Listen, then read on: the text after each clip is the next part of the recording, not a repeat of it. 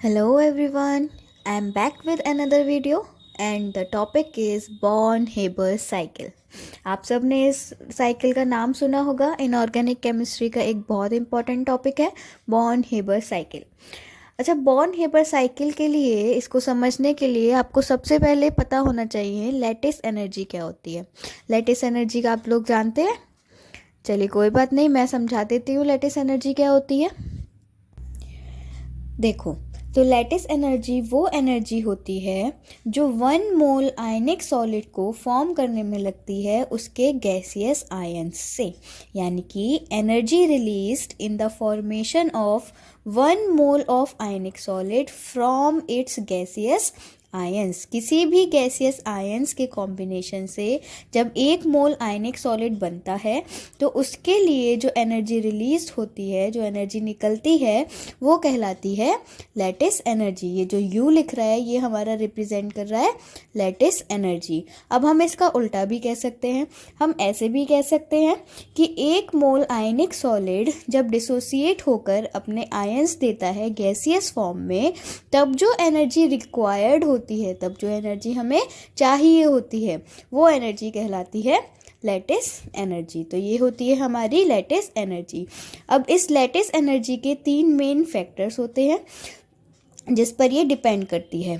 एक होता है साइज ऑफ आयन, एक होता है चार्ज ऑन आयन और एक होता है packing of ion. Size of ions और लैटिस एनर्जी में उल्टा रिश्ता होता है, यानी कि इन्वर्सली प्रोपोर्शनल होते हैं एक दूसरे के. अगर साइज ऑफ आयन बड़ा होगा तो जो लैटिस एनर्जी है वो कम होगी. ऐसे ही चार्ज और जो लैटिस एनर्जी है उसमें है डायरेक्ट रिलेशन, यानी कि ये एक दूसरे के डायरेक्टली प्रोपोर्शनल हैं. जितना ज़्यादा चार्ज होगा उतनी ज़्यादा लैटिस एनर्जी होगी उस क्रिस्टल की या फिर उस कंपाउंड की. ऐसे ही है पैकिंग ऑफ आयंस. अब आपको पता होगा जो आयंस होते हैं वो एक साथ एक क्रिस्टल में पैक्ड होते हैं, है ना. तो अगर ये पैकिंग बहुत स्ट्रॉन्ग है या हम कहें कॉम्पैक्ट पैकिंग है, तब तो लैटिस एनर्जी ज़्यादा होगी, और अगर लूज पैकिंग होगी तो लैटिस एनर्जी उतनी ही कम होगी. हम इसे एग्जाम्पल के तौर पे समझ सकते हैं.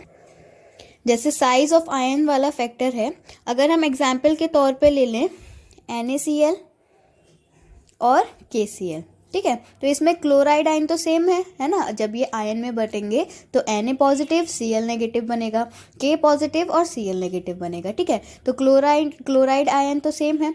यहाँ पर कौन सा आयन है? Na positive ion. यहाँ पर कौन सा आयन है? K ion. अब देखो साइज किसका बड़ा होगा, सोडियम आयन का या पोटेशियम आयन का? ऑब्वियसली पोटेशियम आयन का साइज बड़ा होगा, क्योंकि सोडियम पीरियोडिक टेबल में ऊपर आता है और पोटेशियम नीचे आता है. तो जिसका साइज बड़ा होगा उसकी लैटिस एनर्जी कम होगी. तो इसका मतलब है कि अगर NaCl का U ऑफ NaCl यानी कि लैटिस एनर्जी NaCl की ज़्यादा होगी KCl के कंपैरिजन में. ऐसे ही जब हम चार्ज ऑन आयंस का एग्जाम्पल देखें तो हम देख सकते हैं, जैसे लिखा है LiF यानी कि लिथियम फ्लोराइड, एक लिखा है CaF2 यानी कि कैल्शियम फ्लोराइड, एक लिखा है MgS यानी कि मैग्नीशियम सल्फाइड. अब इसमें टोटल चार्ज काउंट करो. देखो लिथियम पे होता है +1, इस पे होता है -1, कैल्शियम पे होता है +2 और एक फ्लोरीन आयन पे होता है -1, मैग्नीशियम पे होता है +2, सल्फाइड पे होता है -2. अब साइन हटाकर जब आप चार्ज को ऐड करोगे तो इस LiF पे बैठा टोटल 2, इस पे बैठा टोटल 3 और इस पे बैठा टोटल 4. अब जिसका चार्ज ज़्यादा होगा उसकी लैटिस एनर्जी ज़्यादा होगी. तो अगर हम चार्ज के बेसिस पे देखें तो किसकी लैटिस एनर्जी ज़्यादा होगी? U किसकी सबसे ज़्यादा हो गई? MgS की, उसके बाद CaF2 की और फिर LiF की. तो ये था लैटिस एनर्जी के बारे में एक छोटा सा इन्फॉर्मेशन जो आपको बॉर्न-हेबर साइकिल में काम आएगा. अब बॉर्न-हेबर साइकिल क्या होती है देखते हैं. देखो रियल में होता क्या है, जब कोई भी आयनिक कंपाउंड बनाते हैं तो जो उसकी हीट ऑफ फॉर्मेशन होती है वो असल में बहुत सारी तरह की एनर्जी पे डिपेंड करती है. अब बहुत सारी एनर्जी कौन कौन सी होती हैं? पर्टिकुलरली सब्लिमेशन एनर्जी होती है, आयनाइजेशन पोटेंशियल होता है, डिसोसिएशन एनर्जी होती है, इलेक्ट्रॉन एफिनिटी होती है, तो और होती है हमारी लैटिस एनर्जी. ये है यहाँ पर लैटिस एनर्जी। ठीक है, तो कई तरीके की एनर्जी का जो एडिशन होता है या जो सम होता है वो मिलकर पूरी आयनिक कंपाउंड की रिएक्शन की हीट ऑफ फॉर्मेशन को बताता है। तो जो बॉर्न हेबर साइकिल है वो मेनली यही है कि वो एक साइक्लिक रिप्रेजेंटेशन है पूरी हीट ऑफ फॉर्मेशन जो है आयनिक कंपाउंड की उसका, या अगर हम सिंपल लैंग्वेज में कहें, लैटिस एनर्जी की लैंग्वेज में कहें, तो बॉर्न हेबर साइकिल हमें बताती है कि लैटिस एनर्जी बाकी तरह की एनर्जी से किस तरीके से रिलेट कर सकती है। अब देखो, हमने एग्जाम्पल लिया है NaCl के फॉर्मेशन का। अब ये है Na plus half Cl2 and equals to NaCl solid. अच्छा, ये जो सब ब्रैकेट में लिखे हैं ये इनकी स्टेट्स हैं, जैसे कि Na सॉलिड में है, हाफ Cl2 गैस में है और NaCl फिर से सॉलिड में है। अब मैं आपको ये टर्म्स समझा देती हूँ, कौन कौन से टर्म्स हैं।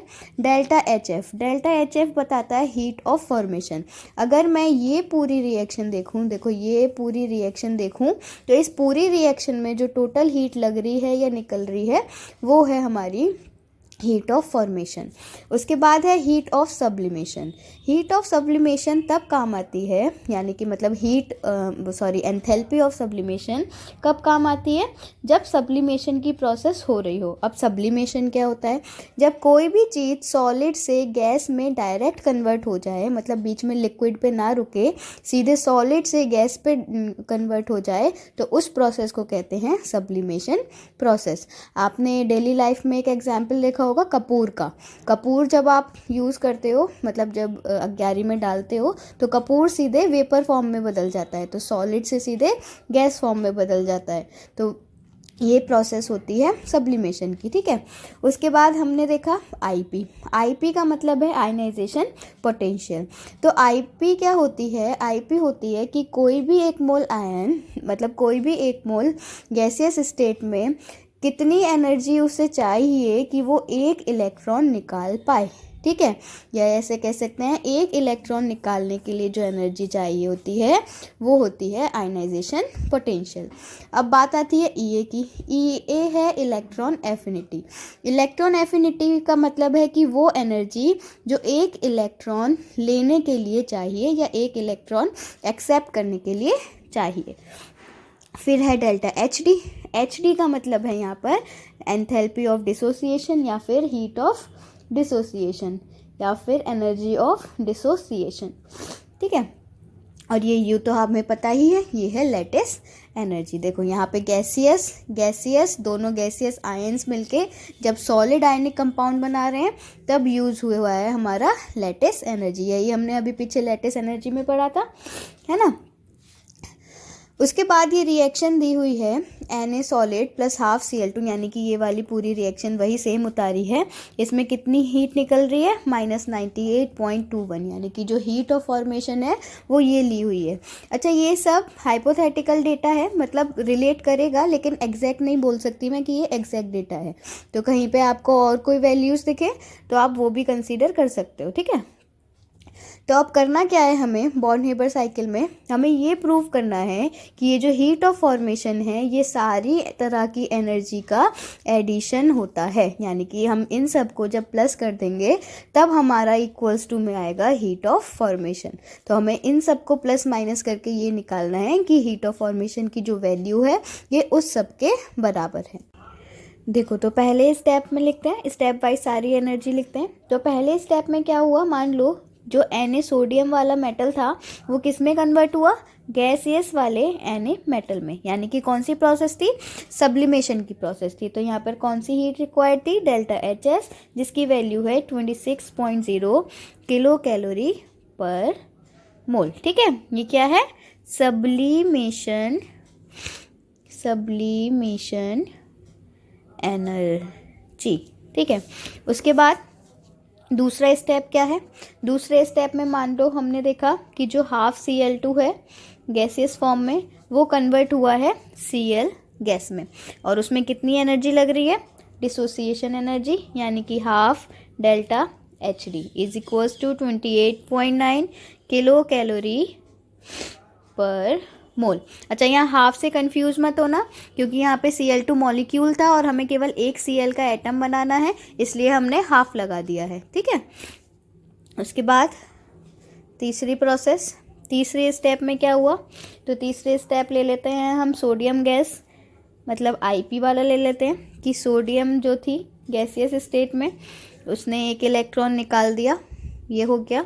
इसके लिए हमारी Ip ऑफ Na हो गई equals to 118 kilo calorie per mole.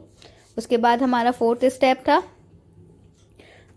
Fourth step में हम ले लेते हैं Cl जो गैस वाला था, उसने एक इलेक्ट्रॉन लिया, Cl नेगेटिव आयन बनाया, इसमें हमारी Ea लगी, तो Ea थी -87.3 किलो कैलोरी। और जो लास्ट स्टेप था वो थी हमारी लैटिस एनर्जी, तो लैटिस एनर्जी हमारी दी है -183.81 किलो कैलोरी। लैटिस एनर्जी कहाँ लगी थी, gaseous sodium ion plus chloride ion को मिला के जब हमने NaCl सॉलिड बनाया था, तब यहाँ लगी थी हमारी लैटिस एनर्जी। तो अब हमें दिखाना क्या है, अब हमें ये दिखाना है कि ये जो सारी तरह की एनर्जी आई है वो बराबर आएंगी डेल्टा HF की। ठीक है, तो डेल्टा HF बराबर हो गया, जोड़ दो इन सबको, delta HS IP plus delta HD plus EA plus U। ठीक है, अब आपको क्या करना है, आपको ये करना है, यहाँ पर हाफ लगा दो, आपको ये करना है कि जिसके जो साइन वाली वैल्यू है सब वैसे का वैसा ही रखना है। तो ये हो गया 26, IP हो गई 118, उसके बाद डिसोसिएशन एनर्जी हो गई 28.9, उसके बाद EA हो गई माइनस का 87.3 और U हो गई माइनस का 183.81।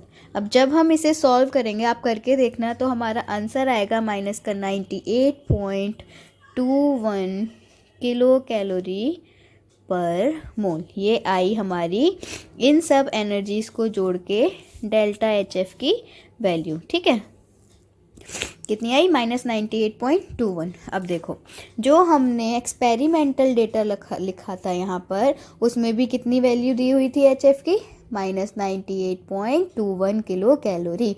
दोनों वैल्यू सेम आई, इसका मतलब क्या हुआ कि जो बॉर्न हेबर साइकिल है वो सही प्रूफ हुई कि जो हीट ऑफ फॉर्मेशन होती है किसी भी आयनिक सॉलिड को बनाने में, वो सारी एनर्जी का मिला जुला सम होता है। ठीक है, तो यही थी हमारी Born Haber cycle. I hope आपको सब समझ आया होगा। आपको जो भी क्वेरी हो, जो भी प्रॉब्लम हो, आप कमेंट सेक्शन में क्वेश्चन पोस्ट कर सकते हैं, मैं उसको सॉल्व करने की कोशिश करूँगी। और आपको और भी जो टॉपिक समझने हो आप कमेंट सेक्शन में बता दीजिए, मैं वीडियोस बनाने की कोशिश करूँगी। That's all for today, thank you, have a nice day.